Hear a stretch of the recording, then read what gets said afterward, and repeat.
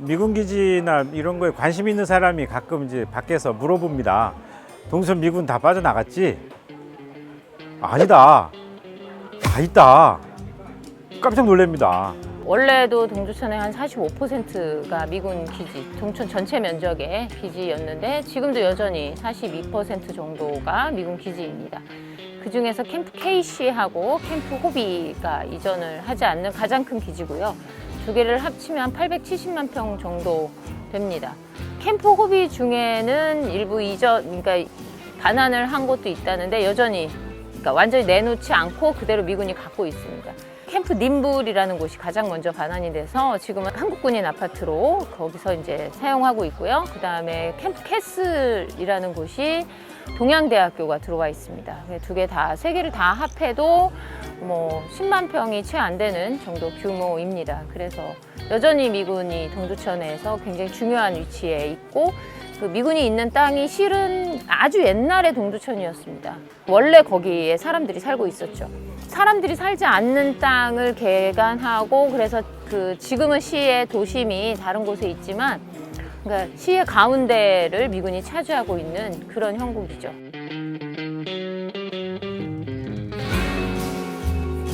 그냥 저희 동두천 시민들이 얘기하거나 저희가 그냥 흔히 하는 말로 캠프 KC는 마지막까지도 주지 않을 기지인데 거짓말을 한 거다라고 말을 하고 있습니다. 남한에서 가장 최북단에 위치한 기지고요. 그리고 이곳은 옛날 전부터 보병사단의 주력 부대였죠.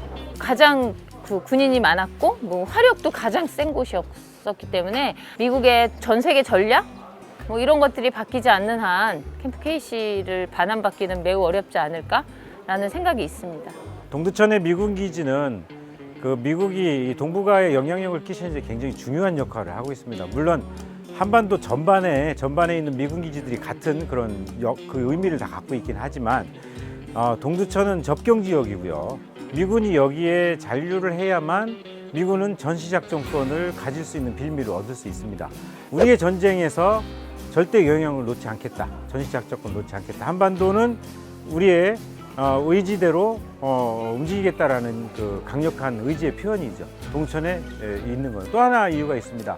동두천에 있는 미군들이 어떤 미군들이 몇 명이 왔다 가는지 어떤 무기로 어떤 사람들이 어떤 훈련을 갖고 있는지 대한민국 사람들이 파악하지 못합니다. 마음껏 해볼 수 있는 이 자유로운 미군에 있어 자유로운 공간 이거를 이 달달한 것을 놓치겠습니까? 트럼프 정부나 지금 바이든 정부가 중국을 어떤 방식으로든 견제하고 중국의 성장을 제어하려고 하는 거는 미국의 기조라는 건 누구나 다 알고 있죠. 그러나 그게 꼭 경제적인 것만 하는 거라고 생각할 사람은 세상에 아무도 없을 겁니다. 미국은 패권 국가고 자본과 군사를 가지고 세상을 움직여 왔습니다. 군사적 압력을 포위망을 해가면서 가는 것도 미국은 당연히 하고 있다고 보고 있고요. 가장 가까운 곳에서 압박할 수 있는 수위가 여기 동두천, 한국, 한반도다.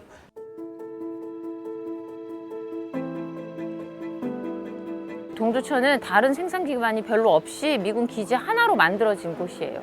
그냥 아주 작은 시골 마을이었어요. 인구가 3,000명밖에 되지 않았어요. 미군이 주둔을 하면서 인구가 급속도로 늘고 오로지 소비를 위한 도시가 된 거죠. 그렇게 70년을 사는 거예요. 그러다가 미군이 점점 줄어들게 되면서 경제적인 여파가 엄청 심각하게 타격이 왔죠. 일단 미군 기지에 일이 없죠. 일이 줄었겠죠. 그전에는 한 4,5천 명 정도 거기서 근무하시는 걸로 알았는데 지금은 2,000명 정도 한국인이 근무하시고 있고요. 기지촌 경제는 다 이제 완전히 다 죽었어요. 과거에 한때 잘 나가던 동두천을 회상하실 때는 부산하고도 바꾸지 않겠어 라고 말할 정도로 여기에 돈이 넘쳐났어요. 미군은 한정없이 있을 거라고 생각했는지 모르겠어요.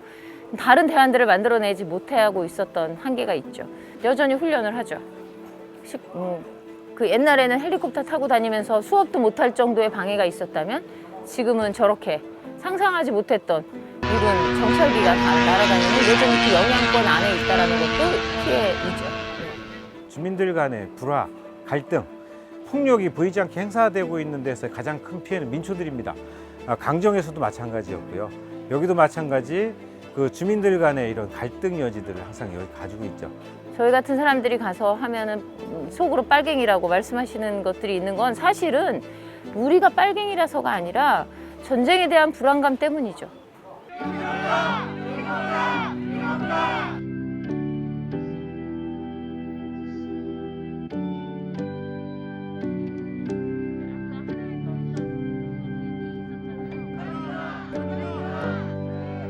동두천은 좀 가슴 아픈 사연들도 되게 많고 잊혀졌으면 하고 덮어버렸으면 하는 것들도 되게 많이 있습니다.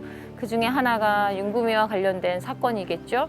그 윤구미 사건을 좀 다른 시각으로 바라봤으면 합니다. 미군 기지촌 여성이 잔혹하게 살해당했어. 정말 끔찍하고 무서워. 막 이렇게만 바라보지 않고 그분이 돌아가심으로 인해서 한반도에 어떤 변화가 일어났는지로 바라봤으면 하는 생각이 있습니다. 동두천 시민들이 분노를 하게 됐고 그 분노가 전국의 분노로 이어지게 됐고 미군을 단죄할 수 있다라는 힘을 만들어냈던 거라고 생각합니다. 윤구미 사건을 계기로 주한미군 범죄근절운동본부가 만들어졌습니다. 그리고 미군들이 일으킨 범죄에 대해서 다시 우리가 각성하게 되고 그것을 대응할 수 있는 힘을 갖게 하는 굉장히 중요한 승리의 관점으로 바라봤으면 좋겠고요. 또 하나는 동두천은 미군이 사용하던 공여지를 가장 최초로 반환받은 한반도에 있었던 첫 번째 땅입니다. 미군이 알아서 준 것도 아니고요.